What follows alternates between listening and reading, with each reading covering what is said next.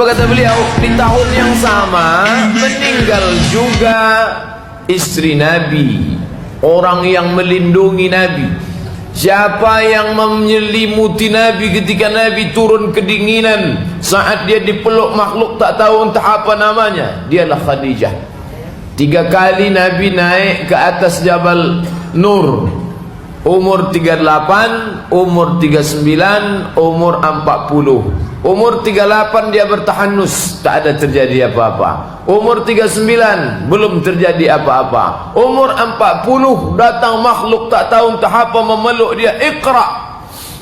Kata dia, ma'ana biqari, aku tak bisa membaca. Iqra, ma'ana biqari. Iqra bismi rabbikal ladzi khalaq, khalaqal insana min 'alaqin. Iqra wa rabbukal akramul ladzi 'allama bil qalam, 'allamal insana ma lam ya'lam. Dia pun turun kedinginan, menggigil ketakutan. Yang menyelimuti dia adalah Khadijah Al-Kubra. Fisiknya diselimuti, maka turunlah ayat ya ayyuhal muddathir, wahai orang yang berselimut. Tapi batinnya tetap, yang menenangkan batinnya juga Khadijah. Khadijah, cobalah tengok, ditinggalkannya di tempat rumahnya di Makkah, pergi suami mencari ketenangan, bertahanus ke Gua Hira. Khadijah tak larang. Tahun pertama pergi, dia tak larang. Tahun kedua pergi, dia tak larang. Tahun ketiga pergi, dia tak larang. Ketika turun Nabi menggigil, apakah marah dia? Tidak. Dengan kelembutannya, keibuannya, dia bawakan selimut, dia selimuti Nabi SAW. Kalau perempuan yang marah tentu, kan dulu dah aku bilang jangan pergi, sekarang menggigil tahankanlah. Khadijah tak begitu. Turun Nabi menggigil, diselimutinya. Bagaimana menenangkan batin Nabi? Datang dia ke Waraqah ibnu Naufal. Waraqah ini orangnya buta, tapi dia banyak tahu kitab Injil dan Taurat, karena dia agamanya Nasrani. Lalu kemudian bertanyalah Khadijah kepada Waraqah ibnu Naufal. Kebetulan Waraqah ni paman dia. Wahai pamanku Waraqah, ya, tadi malam suamiku dipeluk makhluk entah apa namanya, dia tidak tahu. Lalu kemudian besar sekali sampai sesak napasnya. Ini kalimat yang dia bacakan, kira-kira apa namanya itu? Apa kata Waraqah ibnu Naufal? Menurut kitab yang aku baca, itulah namus malaikat Jibril yang dulu pernah datang kepada Musa, pernah datang kepada Isa, pernah datang kepada Ibrahim, dan dia datang kepada Nabi terakhir. Dan inilah orangnya. Demi Allah, umat akan tahu, menjadi saksi, Nabi terakhir itu menurut kitab yang aku baca akan diusir dari kaumnya. Kalau umurku panjang, aku orang pertama yang akan menolong dia saat dia diusir dari kaumnya. Maka tenanglah batin Nabi. Fisiknya tenang karena diselimuti, batinnya tenang karena mendapatkan jawaban atas segala pertanyaan. Maka nampaklah kedudukan Khadijah yang luar biasa.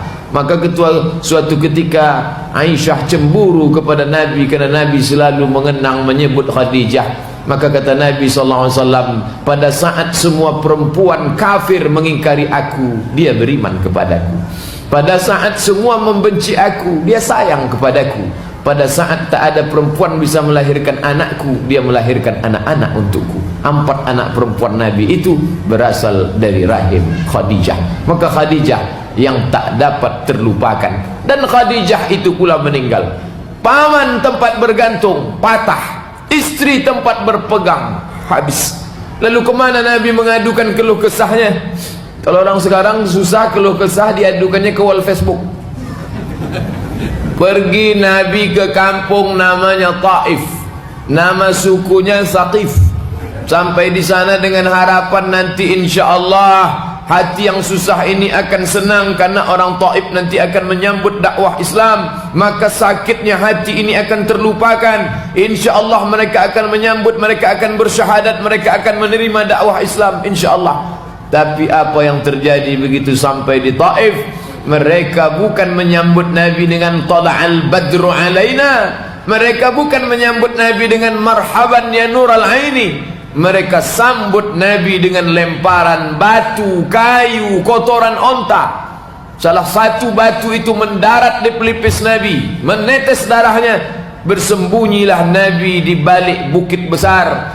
Tak sanggup lagi wadangkan hujan batu datang, bersembunyilah Nabi di situ. Dia mengadu kepada Allah Subhanahu wa taala, ya Rabb, ya Allah, ilaika ashku dha'fa quwwati, kepada engkau aku mengadukan kelemahan diriku, wa qillata hilati, ketidakberdayaanku, wa hawani bainan nas, aku hina sekarang ya Allah. Dulu aku dihormati pamanku keturunan Quraisy, sekarang dia sudah meninggal. Dulu aku dihormati istriku seorang pedagang sukses kaya, sekarang dia pun sudah meninggal. Yang ku anggap bisa menolongku orang Taif, mereka pula melempar. Anta Rabbul Mustad'afin, engkau Rabb yang melindungi orang yang lemah, tolong aku ya Allah. Di saat yang sama, selesai berdoa, datanglah malakul jibal, malaikat jibal, bukit, malaikat penjaga segala bukit datang menghadap Nabi sallallahu alaihi wasallam.